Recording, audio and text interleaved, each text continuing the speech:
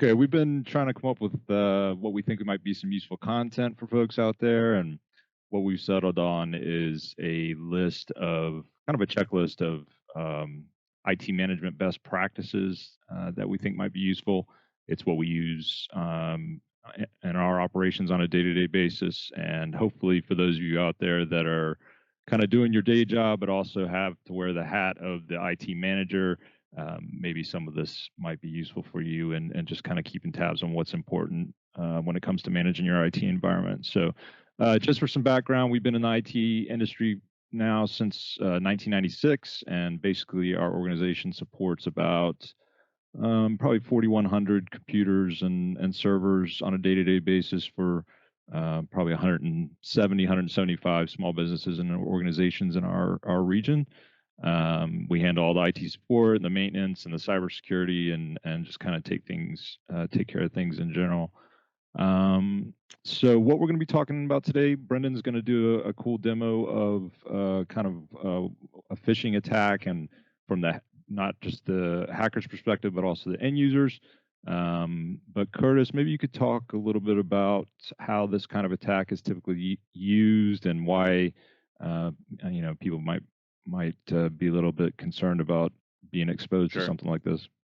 So it's pretty neat to see, but in reality, what most people care about is what happens if it happens, right? So if you have a phishing attack and you fall victim to it, essentially what's happening in a nutshell is someone's stolen your credentials. What us IT folks mean when we say that is they can now access your email and do things in your email, your calendar, your Office 365 environment, just like they're you. A lot of times, if they, depending on who they get, because it's kind of random, if they get a person that doesn't do too much that they can use maliciously, they may use that to try to go farther up the chain, right? One of the classic examples is getting to your ARAP people.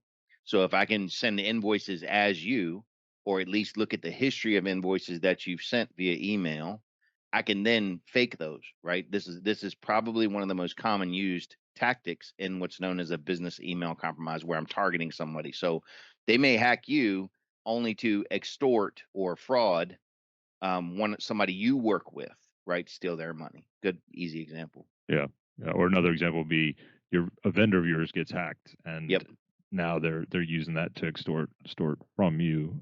correct. Is another way. All right. So, Brendan, why don't you go ahead and kind of give us the demo of how these phishing compromises can happen, and what the hacker might be seeing, and the end user as well. Yeah. So, one thing about phishing, and I mean, it's cybersecurity in general, is it evolves over time, right? So, it used to be for 20 some odd years, it was just a sometimes a very convincing fake, login page, sometimes a not very convincing one, and you enter your username and password. Now the attacker has your username and password. So obviously, response to that is things like multi-factor authentication. Um, and multi-factor authentication is still going to, stop kind of the bulk of phishing-based attacks and credential stuffing, which is where you just try different usernames and passwords over and over until one works. Um, but what attackers have responded by doing is doing what's called attacker in the middle, or proxy phishing. And so basically, instead of presenting you with a fake login page, they just show you the real one, but it's the real one going through a server that they control. And so this is the most common tool that hackers use for that. It's called Evil Engine X. It's available for free on the internet, and you just have to have a little bit of know how to set it up. And but it's extensively documented, really easy to use, and it's scary how fast it can happen. So I'm going to go ahead and start that up. The left side is going to be the attacker's view. The right side is going to be kind of the end user view. So on the right, obviously, I'm logged into my email as the user already. We'll assume this is a phishing email that made it through, has a link, has a little, I have a meeting here soon, and it won't work. Can you make sure this link works? That kind of thing. What the attacker side has done is basically generated a URL that is for this phishing campaign specifically, and we'll work under the assumption that they were able to get the user to click it. So this would be the user, has clicked the link and they're going to a login page. So on the left-hand side here, basically, it's just kind of giving you some real-time information that there's a new visitor that's arrived. What their IP address or what my IP address is in this case, what browser they're using, what URL, if you're running multiple campaigns at the same time, what URL they landed on, that sort of thing. So as you can see, it's got HTTPS, so it looks legit. The only really catch would be if you saw this totally not phishing.com, which is, ridiculous on purpose to kind of demonstrate here, but they can, purchase a domain that's, Microsoft, but with a capital L instead of an I or something like that, and get you in that way. So we'll go ahead and log in as So this is the our user logging in with their actual credentials, thinking with- that they're logging in on the legit Microsoft site. correct. Yep. And to add kind of some authenticity to it, since it's showing you an actual login, because you're basically logging in for the attacker. So if you have any sort of custom branding on your Office 365 login, which we do, it's going to show you that, because on the other side of this, middleman here is the actual real login page. So I got my two-factor authentication here, and I am now signed in. So on the left-hand side here, here we get the password. So even this, if this attack fails, the attacker still gets the username and password. So username's So there. it doesn't matter how complex the password is, they get the whole thing. Right. Yep. And two-factor authentication, obviously I went in and did two-factor and that worked fine. And it even said what kind of two-factor it used. So it's the phone app notification using Microsoft Authenticator. And then this line right here means that when I successfully completed the sign-in as the user, that there's a token that was issued to their browser. But since I'm in the middle of that transaction, I also get that token. So what we can do is we can look at the sessions that were harvested here, and we can see we got one. So if we just do sessions 14 there, we get this long string of text, which doesn't look particularly useful, but this is basically the secure handshake that your browser does with Microsoft to authorize you to log in. And since we've captured it, now we can use it. So as you can see, I'm not signed into Office 365 on this other browser here. We're going to use a browser plugin called Cookie Editor and just drop the cookie that we got into that, and then should be in. And so now I'm in, the same inbox that I was in over here, except I'm in it in as the attacker. So now I can start, collecting information, seeing if I can find legit emails, threads to kind of insert myself into, maybe somebody's direct deposit or an invoice, right? I can give my bank information to send some absurd amount of money to instead of where it's supposed to go. Now, is there anything, at this point, from an end user's perspective, everything looks normal? Doesn't look like anything's wrong. So are there going to be any signs to someone that this has happened, or are they just in the blind until things go sideways? So the way it normally works in a kind of default setup, which I've set up this account to act as if it's set up default and bypassing kind of all of our security controls. No, they're not gonna notice anything different straight away. Where most people start to notice, because one of the first things that the attacker is going to do once they get into your email or whatever account it is they're going to try to hide their tracks, right? So say my goal here is to, I got to a low level employee, but I want to get to the CFO or the CEO or somebody with some sort of authority, right? I'm going to start sending out phishing emails as this user, but then some folks are going to notice that there's phishing emails coming from me, reply and say, hey, it looks like your email's hacked. Are you sure like everything's cool? Yep. So what I'm going to do is create an inbox rule that basically takes any new email and sends it right to deleted items or to junk or to some other folder. So that way, when those replies start coming in, I don't get any sort of notice that that's happening. And it's the same kind of inbox rule you would use to, sort your email into, different folders to kind of organize your messages coming in and whatnot. But that can also be abused, and that's 9 times out of 10. That's probably the first thing the attacker is going to do. So unless you have some sort of security settings in place that are more than Microsoft's default, you're not going to notice until you realize, oh, I haven't gotten a new email in 12 hours or something like that, which is 12 hours the attackers had to go in and find anything sensitive in your mailbox, scrape your contacts, and I mean, in 12 hours they could have emailed everyone in your contact list, and they probably could have done it twice. And I'm going to assume, and this is a completely ignorant question here, but I'm going to assume that there does not have to be somebody sitting watching live waiting for this to happen. I'm assuming you're able to automate a lot of the actual capture. Yep. So of I can leave this running as long as I want on the left hand side here. So this is the URL that was generated. So I can set this up and go to sleep, come back in the morning, and if there was more than one session or more than one login or more than one person I fished in that time, it's just going to show up in this list here. And so I can go through one by one and get that access, and then try to pivot to another user, or if I got who I wanted out of the get-go, I can start right away. But Right. and that's oftentimes what they'll do is they'll get it all set up and then go do something else. So kind of a lessons learned, or maybe some best practices on how to let's say somebody actually fell for the link. How does our team normally handle that sort of thing when things start to go sideways?